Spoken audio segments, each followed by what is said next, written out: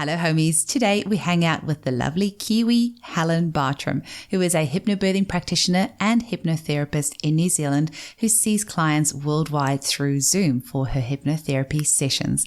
So Helen Bartrom is a woman who is very close to my heart because I did my hypnobirthing training with her when I fell pregnant with my first, and that enabled me to have two incredible, beautiful, unmedicated home births. So Helen is very near and dear to my heart. And I asked her to come on the show because sometimes we do need some therapies alongside our homeopathy. Of course, homeopathy, as incredible as it is, it's not the be all and end all. And it's important that we keep an open mind and look at other therapies that we can use conjunctly. And I do believe hypnotherapy is one of them. And I especially loved our conversation today where we explored all the similarities between a homeopathic consultation and that of a hypnotherapy consultation. And if you have any preconceived ideas about hypnotherapy, like I have, I really hope today's episode will open your mind and perhaps consider this as a modality for you to use. If you would like to get in touch with Helen, visit www.helenbartrom.co.nz. That's HELENBARTROM.co.nz, and be sure to check out her beautiful podcast, the Positive Birth New Zealand podcast, where I have also been a guest on in the past. So go and check that out, and thank you so much for listening. Welcome to the Homeopathy Hangout, where we discuss all things homeopathy from around the world. And now my mum and your host, Eugenie Kruger. Hello, homies, and a very warm welcome to Homeopathy Hangouts. Today, we get to hang out with a good friend and just beautiful, beautiful person that I have so much love and respect for, the amazing Helen Bartrom in New Zealand. Welcome to the show, Helen. Oh, thank you, Eugenie. It's such an honor to be here. And yes, I feel exactly the same one. Somebody that I really respect. And oh my goodness, I've been loving your podcast episodes so far. Thank you. Well, I have loved your podcast episode too. So I was a guest on Helen's podcast called the Positive Birth New Zealand podcast. And if you want to just shower yourself with positive birth stories, that is definitely the podcast to go and listen to. And it was actually really funny because you had another Eugenie on there as well. So how funny out of all the episodes that you've had two Eugenies on your show. I know. Yeah. Funny, hey. It's not that uncommon of a name. Oh, well, there you go. I just, before we start, want to share how I met Helen because it is something that was very profound. And so instead of asking, getting you to introduce yourself, I want to share a beautiful story and why you're such a beacon of light in my life. So I have always been terrified of giving birth. And I don't know where that story came from because my mum had three beautiful vaginal births. She's always felt very empowered, always had positive birth stories. But somewhere along the line, I got really scared about giving birth. So when I became pregnant, I always said, I want to have all the drugs on the planet. And we actually had the same midwife, the amazing Kate in New Zealand. And New Zealand's got such a great midwifery system where you can have any midwife that you want and it's free of charge. Here in Australia, if you want a private midwife, it's about $5,000. So got in touch with the lovely Kate and she said, this fear of yours is going to stop you from having a beautiful birth. You need to go and see Helen and do hypnobirthing with her.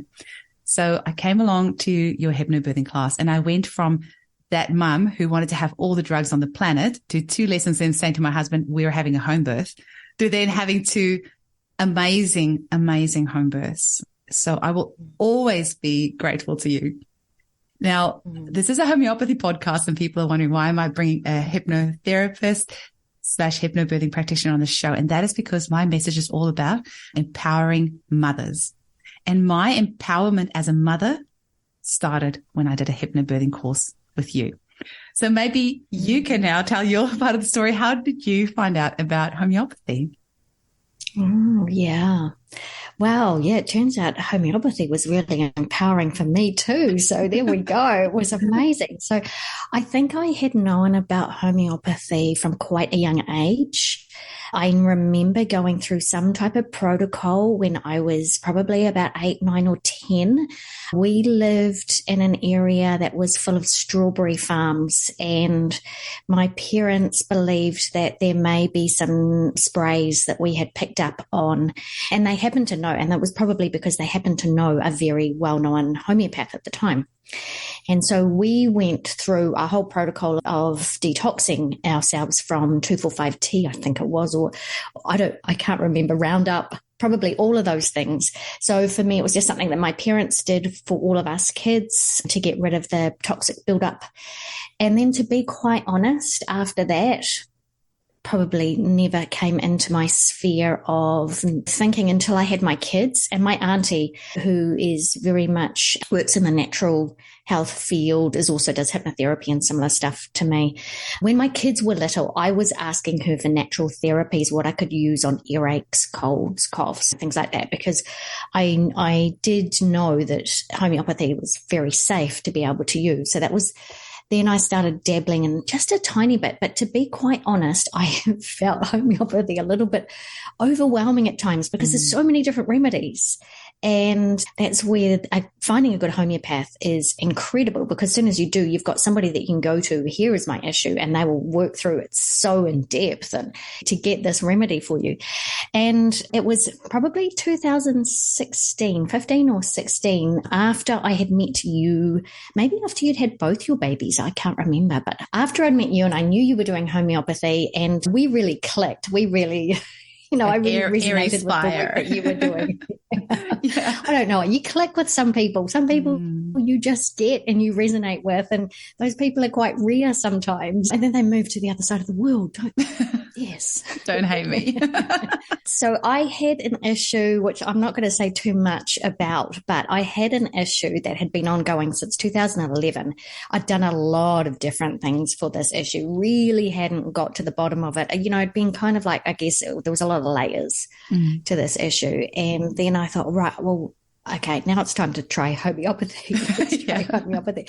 That was the first proper consult I'd been to as an adult. I couldn't believe how thorough you were. It was just incredible. You were asking me all these questions, and I'm like, what on earth has this got to do with this issue? But you found me aconite.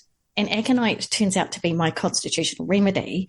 And it really, really helped with my issue, so much so that I would say that was probably the biggest factor. And I'd gone through 4 or 5 years of doing a whole lot of different things. And it was homeopathy that nailed it for me. I carry aconite in my handbag, and it's not too often that I need to use it. But if I feel myself coming down with a cold, if I feel myself like, I was working in an office a few years ago, everyone was getting the flu or the cold. And I started to feel a bit dodgy. I'm like, I'll pop my aconite. And it always works. It always works. So that's how it's been so empowering for me. Now, touch wood, I haven't had a cold since I've taken aconite. This is 2015. We're talking 8 years now. Wow. Aconite is an amazing brand, but your case will forever be imprinted on my mind because it's one of those really satisfying cases where you get those instant results and you're just like, oh, this stuff really works. So yeah, no, that was very much imprinted in my mind. It was very, very satisfying case for sure. So talk to us a little bit, Helen, about how did you get intrigued with hypnosis? I mean, you said your auntie does it as well. Is that how you first found out about it? Yes. So obviously having somebody in the family who kind of does that, it's not strange. It's not weird. It's something that I probably hadn't done a lot of it myself, but she suggested it to me when I was pregnant with my second baby. She'd just found the hypnobirthing program. It was thanks to her that I actually got into hypnobirthing. And so she did some hypnosis with me in my second pregnancy preparing for this birth. And I found it to be like incredible and amazing, which is where then, because she didn't end up doing much, she went in a different field. She went down the fertility route and has just been having amazing success with hypnosis and fertility. And so I trained to teach the hypnobirthing program in 2007. And that was a really great way of starting to work with hypnosis, hypnotherapy, and seeing the results from this mind-body connection. And it's something I'm deeply fascinated with. And I kind of wish that I had maybe left school and gone and done a psychology or a neuroscience kind of degree or something like that, because it's so incredibly fascinating, the brain, the mind, the body. And so it just was a natural extension to want to be able to extend my offerings to the people that I'm working with and to work on deeper levels with them, to then delve into the hypnotherapy qualifications and get more, shall we say, more advanced knowledge, more advanced methods, more advanced certification in hypnosis and hypnotherapy. Incredible. And like I said, the reason I wanted to get you on the show is because I think it's also important for people to know that there are other tools for them as well. And before we started recording, you were sharing a couple of cases, and it's interesting the way that you were speaking. It sounds so similar to what we would do in a homeopathic consultation, but you're also working with, I guess, energy in a way, but coming from a different angle. Can you maybe tell us a little bit about what sort of work you do with your hypnotherapy? Mm. Yeah, sure. So definitely I think homeopathy and hypnotherapy is so well aligned. And yes, it might be targeting the same thing from a kind of different energetic way. And of course, they work so well together. And I know that you have homeopathy remedies that help for emotions. And this is where hypnotherapy also is brilliant for helping people to work with, shall we say, emotions or feelings or behaviors that are resulting from imprints, shall we say, or programs that we have running. We all have these habits, these behaviors, our personalities, all these things that make us who we are. And a lot of that's created in the first 7 years of our lives when we're in the state of absorbing absolutely everything that's going on in our lives. So young children, it's incredible what they do learn in the first couple of years of their lives. But for the first 7 years of their lives, they're kind of like a wide open page. And therefore they are, shall we say, absorbing the energy or absorbing a whole lot of information and learning a lot from the people that are around them. And that really sets us up for life. So, of course, under the age of 7, we can't really control or influence who we are impacted by. We come into this world, we have our parents, we have the people that we're around, and they also have their stuff and their personalities and their behaviors. And then we have these incidences or things that create our beliefs, our habits, our behaviors, the way that we see the world and respond to the world. And later, as we get older, we find that there's things that crop up that we don't really know how. Why are we responding in this way? Or why have I got anxiety? Why am I nervous? Why am I fearful? Why am I angry all the time? Why all these types of things? Or why am I overeating? Or why can't I stop smoking? Or why am I self-sabotaging?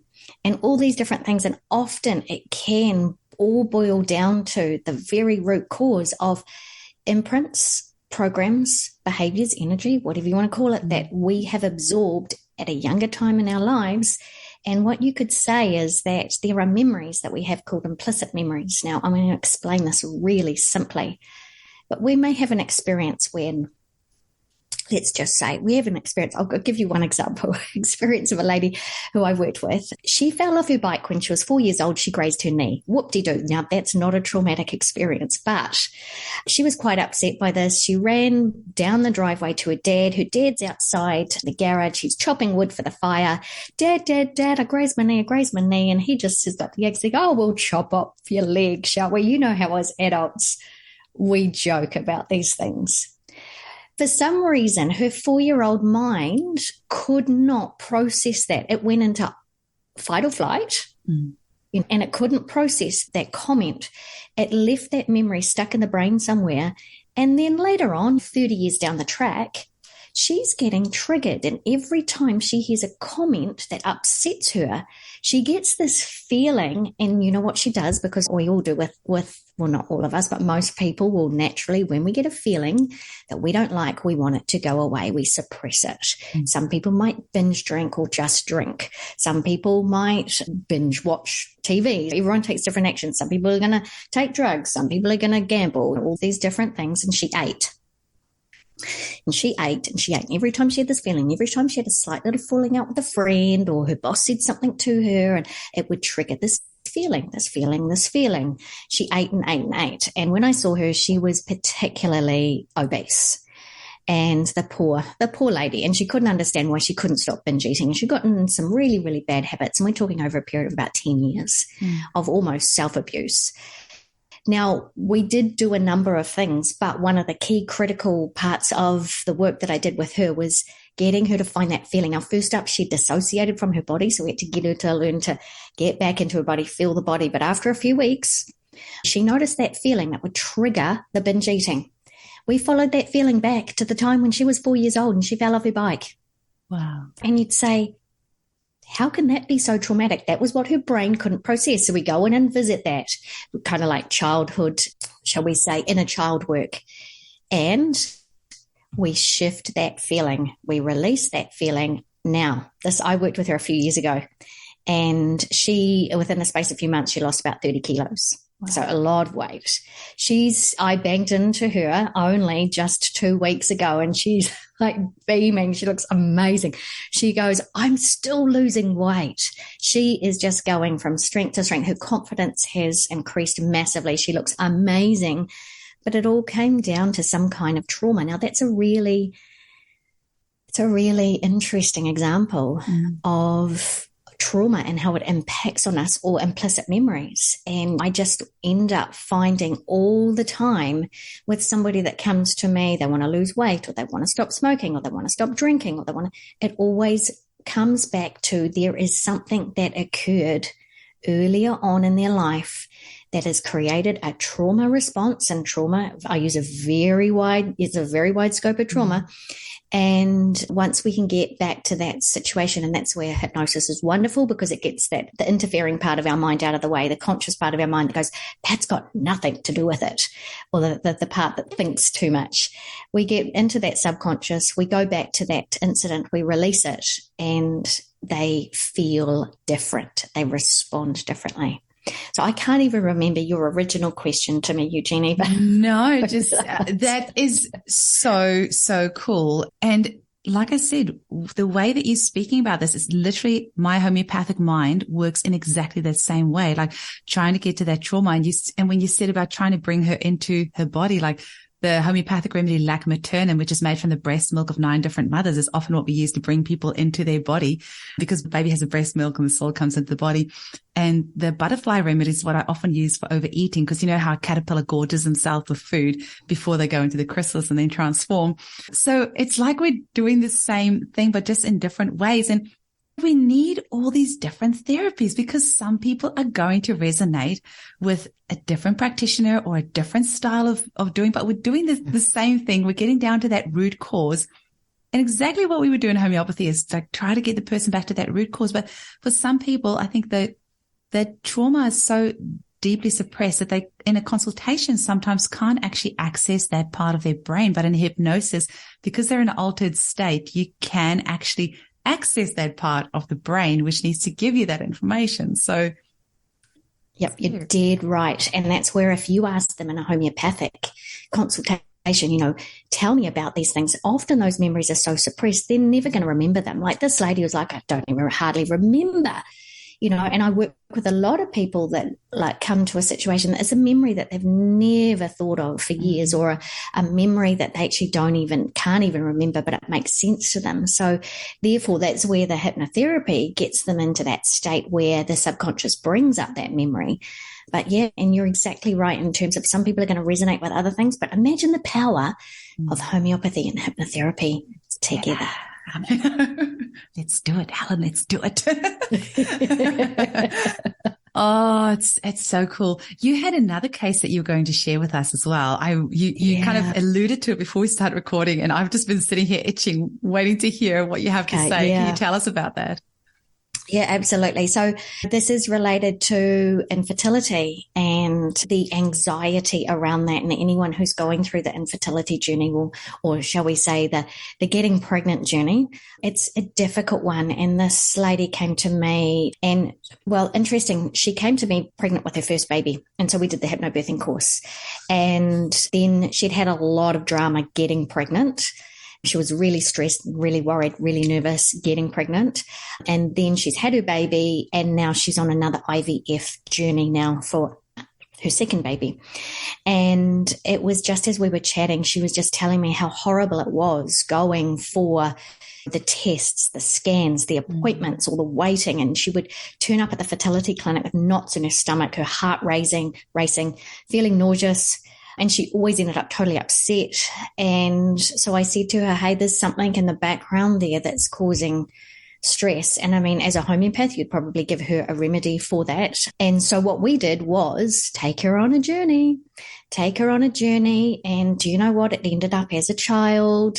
It ended up having a vomiting session at somebody else's house. When she was having an overnight sleepover at a friend's house, she got a vomiting bug and her mum wasn't there. And that was what we released. So anyway, I get this email from her and she's just going, I just had my first visit back to the fertility clinic since we had the Zoom session. So I do a lot of work over Zoom. And she goes, I had no nerves, no heart racing, no butterflies, no anxious poo. she found her bowels were always upset. I felt so calm and I still do. And it was such a relief. It was such good news. She was going for surgery at that time. They're really happy for me to have an embryo transfer next week and I'm still feeling calm. Now, I have since caught up with her again because that embryo transfer didn't work out, but she says the change in the way that she feels now going through all these medical procedures is just incredible. And that just comes from her tuning into a feeling, the feeling of anxiety, which started as a child and then seemed to be triggered by these other situations. So you wouldn't really put two and two together. You wouldn't say, oh, well, that your nervousness now is because you had an incident when you were 7 and went to sleepover and your mum wasn't there. And she could hardly, for her, it wasn't a big deal. She didn't think it was a big deal in her conscious mind, but her subconscious mind brought that up. There's always often tears when they go into this scene, when they see the scene. We keep them, if it's a very traumatic situation, they don't have to go into it, but we can still do the healing. There's usually a lot of emotions get cleared there and then they're like, oh, I don't feel like that anymore. And it's just absolutely incredible. And it's been used for all sorts of things, you know. There's a lady that I worked with just the other day and she's pregnant and she's worried about certain things triggering her. And we went back, we followed the feeling. And what happens now is she's got 2 children. She's pregnant with her 3rd. And every time they kick themselves, she gets this terrible, she almost blacks out. She gets so completely nervous, frightened, worried, and just goes into an absolute panic. We followed that feeling back. It went back to an incident with the dog. Now, she wouldn't have put that together, 2 and 2 together. It's just, she comes out of it and she's like, oh, I feel so different. So it's clearing that energy, you can look at it different ways. You could say it's reprocessing in the brain. And it's like homeopathy. It's like you can't really prove exactly how it works, but it works. So who cares? Exactly. I actually just had a flash of one of those images that you gave us in that hypnobirthing course 12 years ago that I did with you, of the iceberg, the conscious mind above and the subconscious mind below. And the subconscious mind is just so incredible and it registers all these different things and tucks them away there that we don't even know about. And hypnosis is such an amazing tool to access those parts of the brain and heal that you just never would otherwise. It's actually it's so fascinating. I mean, I just think of that immense fear I had of giving birth. I mean, even though I was studying naturopathy / homeopathy at the time, I was like, nah, I want all the drugs on the planet. I don't care. And I was so fearful. And to have that completely removed and go from that to 2 completely drug-free births. And my first birth was 24 hours of surges and still drug-free at home just because I felt so empowered. And that, it was just amazing. The other thing is that you have an incredible voice to listen to. And so it's really easy doing hypnosis with you. And I almost had to fight myself not drifting off into that space because I have that muscle memory of listening to your voice and then going into a state of hypnosis anyway. So I have to kind of keep myself awake. No, you're not in hypnosis right now. You have a beautiful voice for that. Oh, thank you. There's a lot of people that tell me that they listen to me in their beds every night to go off to sleep, and I cringe thinking about it. Like, how many beds am I in? I don't want to know about that. But it's true. I do send a lot of people to sleep. And I just also, for any of your listeners there that are thinking, hypnosis, that must be really hard to get into. I want to give you a little example of a gentleman that I worked with recently who was so skeptical. Now, he came along because he was kind of got to the point where he knew he needed to do something. So this is an older man. He's got a lot of baggage and he realized it's impacting majorly on his life. Can hypnosis help? So he comes on. He tells me he's super skeptical at the end of our appointment. So it's okay. But I'm getting these vibes that, he's maybe wondering, can I get there? So he was, and this is relating to you talking about my voice. So he's like, within 5 minutes, you can tell he's gotten really relaxed. And then something happens which has never happened to me before in a session. And so he's an older gentleman. I had no idea he had hearing aids, and his hearing aid was connected to the Bluetooth on his phone. Now, I had made a very mental note, because I always ask everyone, switch your phone off. I knew he'd come into the room without his phone, so I didn't even bother saying, make sure your phone's switched off, because there was no phone with him. It was in the car park outside, wasn't it? So here we go. We get this great big ringing noise, and he just jolts out of what you it's a really deep state, the poor guy. He just goes to his car, turns off his phone, comes back, goes, right, let's get back into it, and goes straight back into that state of hypnosis so easily, so quickly. I couldn't believe it. Then comes out of the session and goes, oh my goodness, that was the most amazing experience I have ever had. He goes, I didn't think this would work. I thought it was a load of rubbish. I thought you'd never get me relaxed. But it was kind of proof that it worked when that phone brought him out, and he goes straight back down. So it's not that difficult to get into that state. Yeah, it's amazing. And I mean, I think anyone who has any issues with hypnosis, like some people who might be very religious, or, you know, like same with homeopathy, like some people actually think that homeopathy somehow is like some Christians I know won't use homeopathy because they think it's voodoo or I don't know what. But do you have the same with hypnosis? I think there's a little bit of resistance out there. I would like to say that I think a lot of the younger people are coming through very open-minded and with a new sort of sense of how these alternative therapies are really beneficial. So I'd like to say that's what I'm seeing. But yeah, there's absolutely people that are quite skeptical, and that's usually because of what they've seen on mainstream media, what they've seen in the movies. How has movies and mainstream media portrayed hypnosis? I'm not sitting there with a watch or a spiral and getting stare into the spiral. It's a very natural, normal state. And I don't know. Do you want me to explain? Yes, please do. Because even like with the hypnobirthing, there's that resistance of, oh, what you going to do to me? But when you explained that when we did the course, and then I haven't said this, but actually after I did the hypnobirthing with Helen, I loved it so much that I trained to become a hypnobirthing practitioner myself. I only did it for a couple of years because the homeopathy took over. But obviously in the hypnobirthing training, learning how that's a natural state was really eye-opening. So yes, please tell us about that. Yeah. And I mean, the thing is, it's the label or the word might sound weird if you've only heard about it in the movies, because they'll portray it as being really freaky in the movies or whatever. It's a really natural, normal state that we're all experts at it anyway. Every single person listening right now is an expert at going into that state, because we all go off to sleep at night.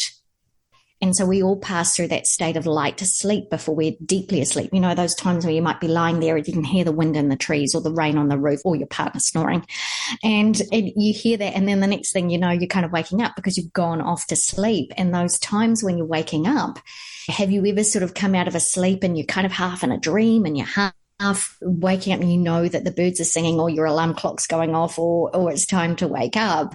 It's that in-between state. So we experience that every single time we go off to sleep and every single time we wake up. But we also experience the same state in different situations, such as driving a car. And most people will have had the experience of driving from A to B, their mind on something completely different, like what am I going to do at work today? Or what have I just done at work today? Or that conversation I had with my mum, or whatever it might be. Your part of your mind's absorbed in somewhere else, but that automatic pilot part of you is driving, and it knows how to drive, and it's doing the driving. And that is virtually the same state, and the same state as when we get absorbed in a screen. And they say Hollywood contains the world's best hypnotists because they absorb us. They get our focused attention. And we've all been at the movies or watched a movie where it's been scary and we've tensed, our bodies tense up, or it's been sad and we start crying, or it's funny and we start laughing. And that's a state of hypnosis, of focused attention and emotions coming up. So they're all the same types of states. So it's really, we're all experts at it. And really, it's a case of often just focusing your attention on relaxing. And I usually teach people to focus their attention on relaxing their body. And as they focus their attention on different parts of their body and just imagining, just pretending, just getting the idea of the body becoming more relaxed, the body does become relaxed. and then the mind becomes relaxed. And when the mind becomes relaxed, we get that part of our mind out of the way that's interfering with, or thinks it's helping, interfering with whatever our problem or our issue or our challenge is. And that's that conscious part of our mind, which is argumentative, and it weighs things up, and it's logical, and it argues back, and it's like, well, I should be doing this and I should be doing that, and everything should be okay, and I'll not eat chocolate anymore, or I can have a great birth. But underlying that, we've got the biggest part of our mind. So if you can imagine an iceberg, and the very tip of the iceberg's touching up out of the water, that represents our conscious mind. And then most of the bulk of the iceberg, in fact, if we relate it to our mind, 95% of our cognitive activity comes from the subconscious mind, the bit that's lying under the water. And that's 95% influencing our habits, our behaviors, the way that we see the world. And so the top bit of the iceberg, that 5%, is often, where we think we're in control, but we're not. And you could liken it to maybe, shall we say, the bouncer at a club. That's the conscious mind, the bouncer. Okay. It only wants to let in certain ideas into the club, and it only wants to let in ideas that are matched the same as what's in the club. Because a bouncer will stand outside a club, and if you're not dressed properly or you don't look right, no, we don't want you in here. We don't want you in here. So imagine if you believe that chocolate's going to save, chocolate's the best thing ever, or that you've got a belief that chocolate makes you feel good and safe, and you've got so many childhood memories of chocolate, shall we say, then it's going to let in the thoughts that agree with what's at the bottom of the iceberg. Chocolate's safe, chocolate's good for me, chocolate makes me feel emotionally supported, or whatever it might be. So it doesn't want to let in a thought that says, well, I don't need chocolate. I don't need it because it's making me put on weight. That's the conscious mind going, yeah, I need to stop chocolate. I need to stop eating. We're just using that as an example. And so what we need to do is get that argumentative part out of the way, and then start to put in another program. I don't need chocolate. I don't like chocolate. It's not good for me. I can walk past the chocolate aisle, and I can live happily, and I can watch other people eating chocolate, and it doesn't really bother me. And this has come into my mind because this is exactly what a lady's emailed me just last week saying, oh my goodness, I'm walking down the supermarket aisle and the chocolate's not calling to me anymore, and I haven't had any for a month. And of course it's Easter. It was Easter. Because I'm saying to her, is it going to be difficult for you at Easter? She's like, I am sweet as. And that was one session of getting her off chocolate, one session. And so all we had to do was get that argumentative part of her mind out of the way, get into that subconscious part of our mind, and change the pattern, the program, the behavior. That is really cool. Yeah, you have. I have a question for you though. How much do you think rapport has to do with the results that you get with your client? Having good rapport, rapport. Do you think? So just like a homeopath, right? Yeah. Well, that's why I thought I'd ask you, because lots. I had actually completely forgotten about this, but I was about 19, so we're talking like 25 years ago. I used to eat a lot of chocolate, and I went to this hypnotherapist, and I asked her to make me think that chocolate was actually dog poo. Like every time I saw chocolate, that would be dog poo to make me go off chocolate. It didn't do a thing. Like I don't like chocolate really these days anyway. I'm more of a chip fan now, but it was really interesting that session really did nothing, but there was no rapport. So I think that I'm pretty sure you would be able to work with me on all sorts of levels because we have such good rapport. But that's why I wondered whether rapport makes a difference, because that session did nothing for me. Yeah, I think anyone that's working in the field that you're working in, all homeopaths would know that rapport, because the people that you're working with want to trust and believe you that this is going to work. And how much of it is the placebo effect? Now, we're not going to debate that, because it's, once again, who cares how this works? It works. How much of it? And that's what some people think homeopathy is. It's just placebo. And who cares if it is? Because if it works, who cares? So the people that we're working with, they want to trust us. They want to believe us. And if you align with them, and if you get on with them, and if you've got good rapport, of course, it's going to make a huge difference. And I think I read a study somewhere, and this was related to hypnosis and hypnotherapy in the mind, but it would be very relevant for homeopaths too. And that is, if you have a doctor that comes into the room with a white coat and a badge on, and they believe that the remedy that they're giving to you will work, so they're dressed appropriately. They treat you nicely, you get on with them, and they also have the belief that's going to work. I can't remember the exact percentage of it, but huge success in terms of the results. If you have a doctor sort of come into the room, not dressed properly or no badge on, no white coat, not looking official, and you kind of don't get a good feel about them, and they also don't really believe that here's a pill, take it, then the results of success are rock bottom. So, what is the mental, or shall we say, the mental and emotional factor in healing? And I think we all know that mentally and emotionally how we are when we want to heal has a huge impact on our healing. So, yeah.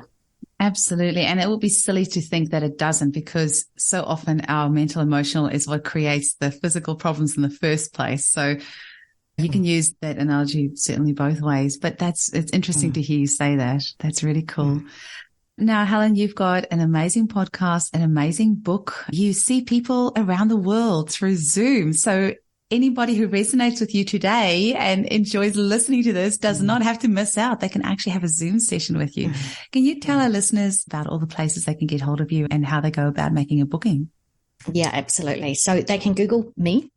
Just Google Helen Bartrom, that's Bartrom, and you'll get one of my 2 websites. So I do have 2 websites, which makes things complicated, because I've got one that's highly specialized for anyone who's pregnant and birthing, and I've got birth trauma or trauma from miscarriage or anything like that. So that's really targeted for that group there. So it's all about my hypnobirthing stuff, all about my hypnotherapy for birth related, and also mum related stuff, because I do teach some courses to mums about dealing with emotions, because we're all really pressured and triggered when our kids are young. And so I work with mums like that as well. So you can get me through that, which is www.positivebirths.co.nz. But then I have the general hypnotherapy one that would be for other people who are not got anything out of that birthing stage of life. And that's helenbartrom.co.nz. So you can Google hypnotherapy with Helen and you will find me, and you can get me through there. Amazing. I just have to say something, conversation Amy and I had recently, who's my clinic manager, and we're kind of neighbors as well out in the rural area that we live in. So often we drive in together. It's a long drive and we get to have really good chats. We had a chat recently in the car about people out there who give advice with only limited life experience. So there's a few very well-known celebrities giving parenting advice, and they've got one child that's a 2-year-old. And I was saying to Amy, I'm not going to go and take advice from this person because they have not been there and done that. And I mean, Amy's got 4 kids. I've only got 2. So I'm like, I said to Amy, I will take advice from somebody like you. So I just want to say to our listeners, Helen recently became a grandmother. So if you're going to take advice from anybody, she has 3 incredible children and now a very, very, very special grandchild. She's been there. She's done that. So if you're going to take... I've done a lot, actually. Birthing or parenting advice from anybody, Helen is your lady. Yeah, I've been through a lot of life situations. And that's why I like doing the work that I do, because I can often relate to people that are going through the tough stuff, because there are quite a lot of interesting adventures. And just a little side note that I have to share also is that Helen, every Christmas under this beautiful New Zealand Christmas tree, the Pūtakawa tree, has taken a photo of her children every single year for how many years now? We must be up to 17. Like literally every year at Christmas, I look forward to seeing that photo on Facebook. It's so funny cute. How that resonates with a lot of people. And so many people say, I must do that. And I'm like, steal my idea totally. And guess what? This year we get an extra little person. I was going to ask if you're going to have your grandchild. Yeah. Oh, totally. It is. Of course we will. Cool. We'll keep it going. Because my kids now ask me, are we still going to do it? And in the early days, it was a bit of a mission. It's like, oh my goodness, get all the kids sitting in a straight row or sitting still. Yeah. One of these days, you're not going to all fit on that picnic table anymore that you sit on, because there's going to be lots of grandbabies everywhere, hopefully. Let's hope there's still a picnic table. That area of the beach was actually quite badly destroyed in our recent storms. But no, the picnic table's still there. But I'm just thinking in 10 years' time, it'll still be there. Oh, Helen, it was so lovely to chat with you today. I was really looking forward to our chat today to get an opportunity to connect with you again. I really hope people reach out to you and also listen to your podcast. I think you mentioned your website and stuff, but you didn't mention, where to purchase your book from as well.